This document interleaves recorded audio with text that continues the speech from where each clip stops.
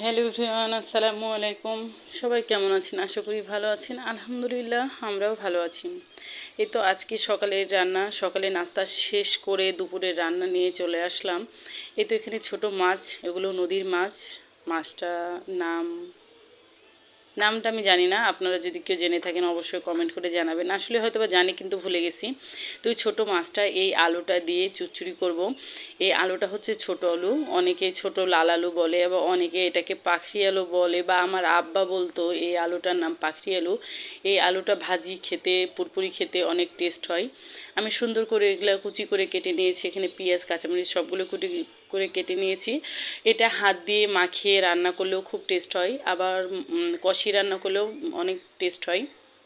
যদিও বা আমি মাছ খাই না, তারপরেও মাছ রান্না করতে কিন্তু আমার খুবই ভালো লাগে। মাছ কাটতে, ধুতে, রান্না করতে আমার খুবই ভালো লাগে। আমি আলামনির আব্বুর জন্য এই ছোটো মাছটা আমি চচ্চড়ি করব।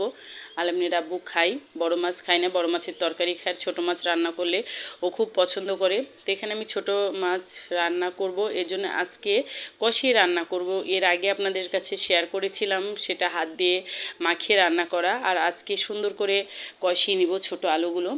সব কিছু আমি এখানে মশলা দিয়ে নিয়েছি, আলুগুলো সুন্দর করে ভালোভাবে কষিয়ে নিব। এটা তেল ছেড়ে আসার পর পানি দিয়ে সিদ্ধ দিতে, তখন মাছগুলো দিয়ে দেবো। এই তো দেখেন কি সুন্দর তেল ছেড়ে এসেছে। আমি আলুগুলো ভালো করে সুন্দর করে কষিয়ে নিয়েছি। এভাবে ছোট মাছগুলো রান্না করে আপনারা খেয়ে দেখবেন, বাসাতে অনেক টেস্ট হয়। আমার মনে হয় অনেকেই ভালো করে সুন্দর করে, আমার থেকে আরও বেশি ভালো করে রান্না করতে পারেন। তারপরেও আমি বললাম আমি যেভাবে রান্না করি বা আমি যেভাবে শিখেছি সেটাই আপনাদের সাথে একটু শেয়ার করলাম। তো এই তো এখানে আমি হলুদ, লবণ, তেল মাখিয়ে রাখা মাছগুলো সুন্দর করে তো দিয়ে দিচ্ছি। এটা রান্না করব, আর গোস্ত রান্না করব। আজকে শুধু দুইটাই রান্না করব, যেহেতু আমি একটা দুইটাই তরকারি রান্না করি, তার বেশি তরকারি কোনো রান্না করি না। আর আমার এখানে ছোটো মাছের চচ্চড়িটা আপনাদের সাথে কথা বলতে বলতে এই যে দেখেন হয়ে গেছে। এটা দিয়েছি গ্যাসের চুলাতে, আর গোস্তটাও ইন্ডাকশনে বসিয়ে দিয়েছিলাম।